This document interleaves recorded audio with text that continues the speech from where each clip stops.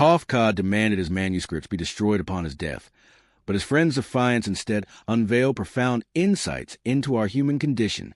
What he wanted silenced has become the perfect lens for understanding our broken world. That feeling when bureaucracy crushes your spirit, or when you wake up feeling alien in your own skin. Kafka's nightmarish stories about men turning into insects and being arrested without charges precisely diagnose these same anxieties that trap us in our daily existence. The hidden philosophy in his work offers a framework for navigating a world that increasingly resembles his fictional dystopias. Have you ever felt like you're trapped in a system you never agreed to join? Like Joseph K. in Kafka's A Trial, you wake up one day to discover you're being judged by rules you don't understand. This isn't literary paranoia. It's the essence of what Kafka identified as the invisible cage of modern existence. Unlike physical prisons, this cage operates through unseen structures of authority and social expectations. We're bound by internalized voices telling us we don't measure up, somehow guilty without knowing our crime. Kafka diagnosed this condition decades before anxiety became today's epidemic. Capturing that feeling of being simultaneously accused and abandoned by faceless systems, that Kafka's insights emerged from deeply personal wounds.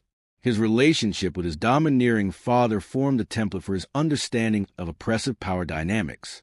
In his letter to his father, Kafka confessed, "My writing was all about you," revealing how his literary nightmares stemmed from emotional trauma.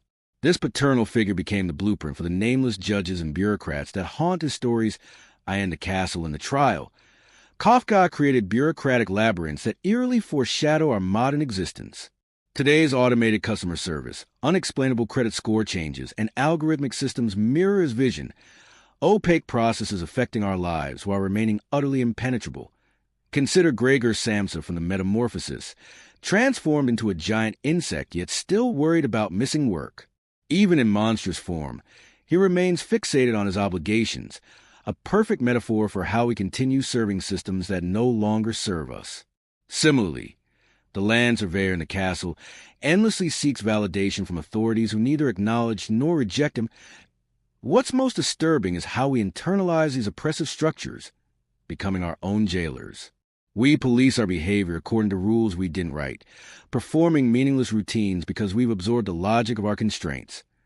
Yet within Kafka's nightmares lie hidden keys to liberation. Recognizing the cage as constructed rather than inevitable is the first step toward questioning its authority over us. Recognition of our invisible cage is merely the beginning. But what happens when you realize the entire universe operates by rules that defy comprehension? Kafka stands at a unique philosophical crossroads, revealing a world where absurdity isn't occasional but fundamental. Unlike traditional philosophers who constructed orderly systems to explain reality, Kafka exposed how these systems inevitably collapse under their own contradictions. In Kafka's universe, logic is fundamentally broken, like a building whose foundation has turned to sand. His characters discover that fairness itself is a fiction. They inhabit a reality where meaning has become unintelligible. While influenced by Nietzsche's proclamation that God is dead and the subsequent questioning of absolute truth, Kafka pushes beyond this existential void. Where Nietzsche saw opportunity in the death of certainty, Kafka presents only disorientation. Consider how this manifests in Kafka's concept of metamorphosis.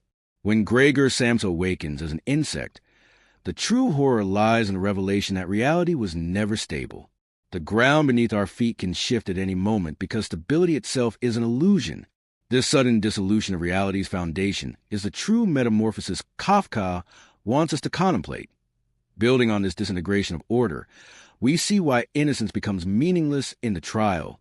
Joseph K. confronts a system where the very concept of justice has lost coherence. His desperate attempts to prove his innocence fail, because innocence itself has become irrelevant in a world without moral compass. The court needs no evidence in a universe where arbitrariness reigns supreme. Kafka occupies a fascinating position between existentialist thinkers like Kierkegaard and Schopenhauer and later absurdists. While Kierkegaard offered a leap of faith and Schopenhauer acknowledged suffering as an inherent part of the human condition, Kafka presents a bleaker landscape where characters remain trapped without liberation. Even time itself operates differently in Kafka's world. His characters experience a perpetual present where progress becomes impossible. This stagnation mirrors our modern experience of meaningless routines.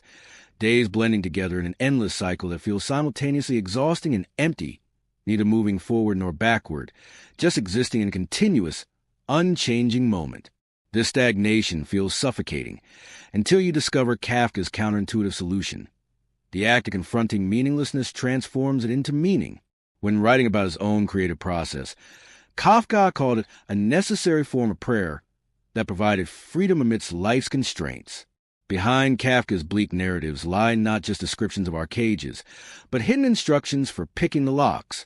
The common misreading of Kafka as merely pessimistic misses something profound. While his protagonists rarely triumph in conventional ways, their persistent resistance offers us a template for authentic existence. Joseph K. may never escape his trial, but watch closely how he maintains dignity through questioning the very foundations of the system judging him. These characters demonstrate that even when escape is impossible, refusing to internalize the system's logic becomes a form of victory. Consider how Kafka navigated the labyrinth of his own existence. By day, he processed workers' compensation claims at an insurance company, embodying the very bureaucracy his fiction critiqued. Yet during late-night writing sessions, he found liberation. His salvation came not from changing external circumstances, but by transforming his relationship to them. Like a modern office worker finding freedom through creative pursuits, Kafka discovered agency within constraint. Humor emerges as one of Kafka's most powerful survival strategies. Max Brod noted that they would laugh aloud at the absurdities in the trial. This laughter created psychological distance from oppression. Dark comedy threads through Kafka's work, showing how finding absurd humor in our cages prevents us from being crushed by them. Kafka's characters demonstrate the revolutionary power of bearing witness. Even when they cannot change their circumstances, they testify to their experience, refusing to surrender their perspective to the system's narrative. This act of seeing clearly creates space for authentic choice.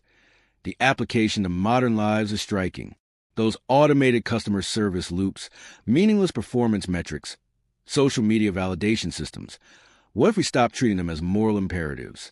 This recognition doesn't free us from their effects, but prevents us from becoming our own jailers.